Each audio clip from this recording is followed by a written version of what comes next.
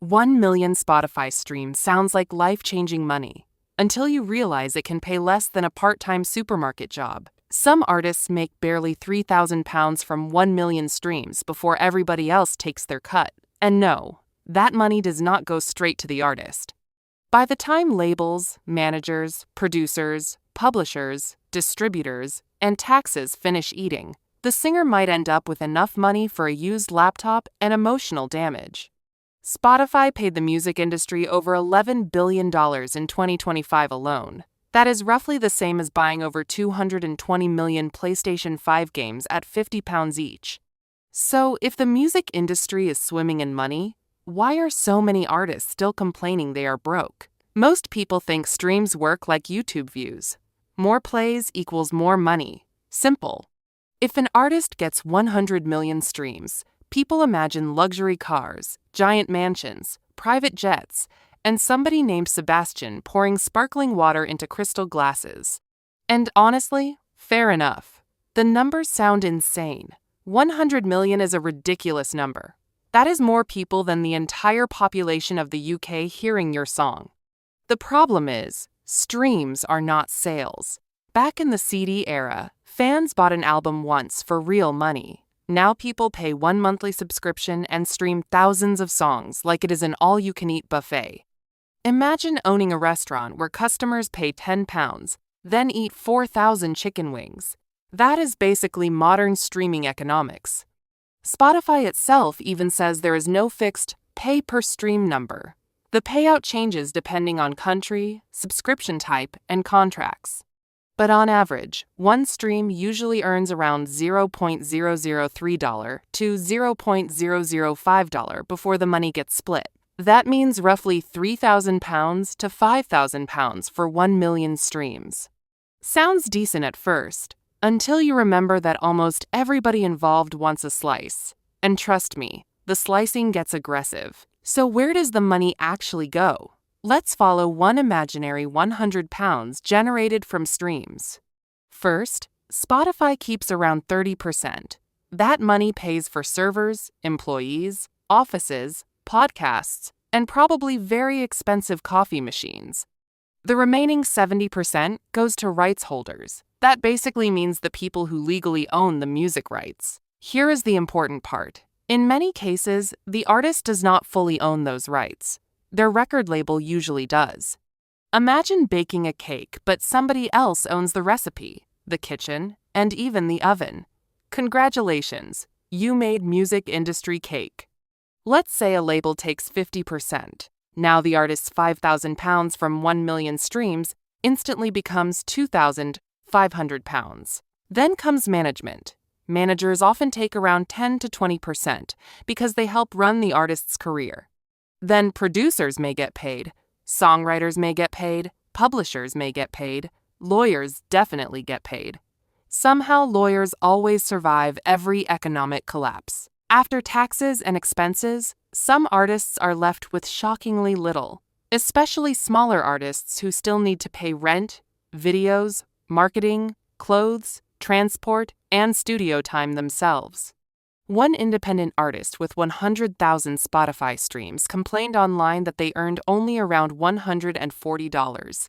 That is barely enough for a decent smartphone screen repair. Now imagine trying to build a career like that while fans online assume you are secretly rich because your song went viral on TikTok. And here is where geography changes everything.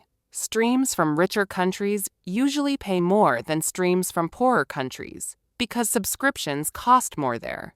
In Nigeria, Spotify streams in 2025 reportedly earned artists about €2 per stream on average. 1 million streams there could generate around $300 compared to far higher payouts in places like Sweden. So two artists can have the exact same stream count, but one earns massively more money simply because their listeners live in different countries. This is why some musicians care less about going viral everywhere and more about building fans in countries where touring tickets, merch, and streams pay properly. But the craziest part is not even the low streaming money. The real twist is what record labels discovered after streaming completely took over music. Streaming did not just change how music is played. It completely changed who holds the power. Back in the CD era, labels needed artists desperately. If fans stopped buying albums, the money stopped instantly. But streaming created something labels love more than hit songs: predictable monthly income. Think about it. Millions of people now pay streaming subscriptions every single month, whether they listen to your favorite artist or not. It is basically gym membership economics. Half the customers barely use it, but the company still gets paid anyway. And labels realize something important very quickly. Owning music rights became more valuable than creating stars, because hit songs now work like tiny money machines.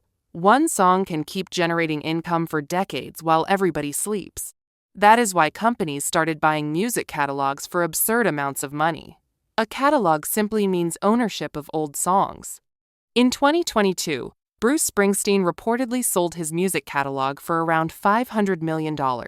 That is roughly enough money to buy over 8,000 luxury cars, worth £50,000 each.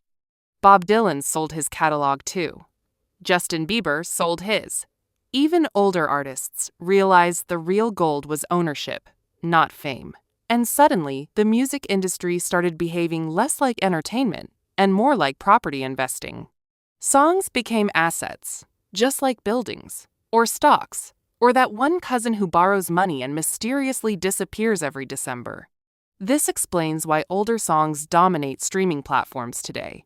Labels push music they already own because it is safer and cheaper. In fact, studies showed that older catalog music made up over 70% of U.S. music consumption in recent years. That means new artists are not just competing against each other anymore. They are competing against every hit song from the last 40 years.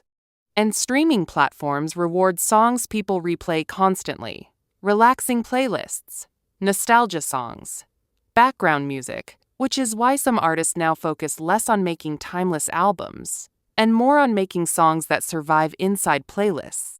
Ever noticed how many songs suddenly become shorter? That is not random.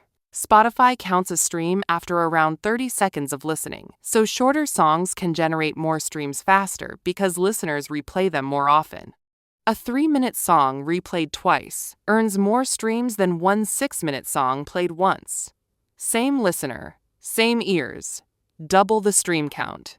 So the platform quietly changes the music itself. Shorter intros, faster hooks, more replay value, less patience. Music used to compete for album sales.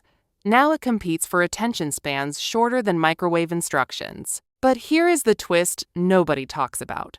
Streaming was never designed to make most artists rich. It was designed to keep listeners inside the app for as long as possible, because attention is the real product. The artists provide the content, the fans provide the time. The platform owns the system connecting both. And once you see that, everything suddenly makes sense. Why artists tour endlessly, why merch matters so much, why VIP tickets cost ridiculous money. For many musicians today, streaming is basically advertising. The real money often comes from concerts, sponsorships, brand deals, and superfans willing to buy directly. So next time you see an artist with hundreds of millions of streams, remember this: fame and cash are no longer the same thing. One can go viral worldwide, while the other still checks their bank app before ordering extra guacamole. Do you think streaming made music fairer for artists? Or did it quietly turn musicians into content factories for tech companies? Comment your thoughts below, because honestly, this entire system gets stranger the deeper you look. And if you enjoy finance stories that explain the hidden business behind everyday things, like, subscribe, and stick around. There is a lot more money hiding in plain sight than people realize.